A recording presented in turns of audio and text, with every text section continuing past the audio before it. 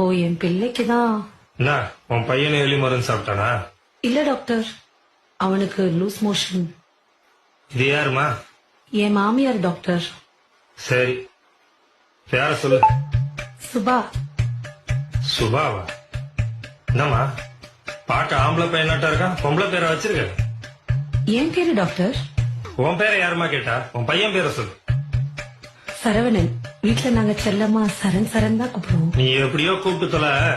பையன் எப்படி வெளியே போறான்?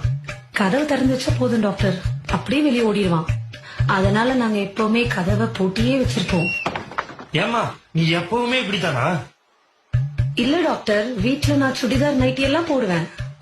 வெளியே வந்திருக்கேன், அதனால புடவை கட்டியிருக்கேன். ஐயோ ராமா, உன் புருஷன் ஏன் விஷம் குடிச்சான்னு இப்பதாம்மா தெரியுது. பையன் சாப்பிட்டானா? இல்ல டாக்டர், அதுக்குள்ள அவன் கையை கழுவிட்டேன். இல்ல வாயில எடுத்து ஏதாவது வச்சிருப்பான். மா படுத்தாதம்மா, நானே டென்ஷன் ஆக கூடாதுன்னு பாத்துட்டு இருக்கேன். நீ போய் உன் புருஷன் வர சொல்லுமா. அவரு வெளியே போயிருக்காரு டாக்டர். ஏமா நான் சொல்றத கேட்டு கொஞ்சம் கரெக்டா சரியா சொல்றியா? சரி டாக்டர். பையன் வயிற்றுக்கு ஏதாவது சாப்பிட்டானா? இல்ல டாக்டர், பால் மட்டும் குடிச்சான். பால காய்ச்சி குடுத்தியா? தாய்ப்பால எப்படி டாக்டர் காய்ச்சி கொடுக்க முடியும்?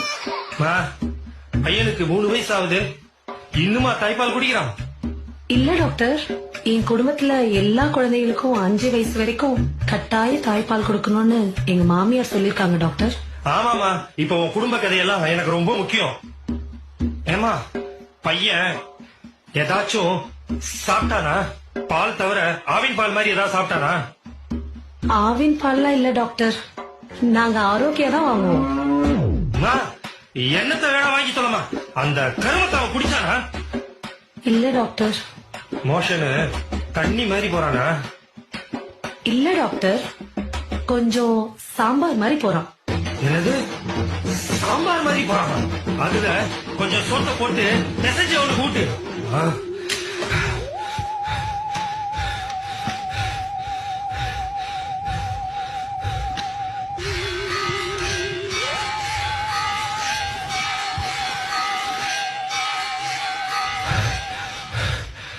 இவளை எப்படியாவது பேசி துரத்திடணும், இல்ல நம்மள சாவடிச்சிருவா.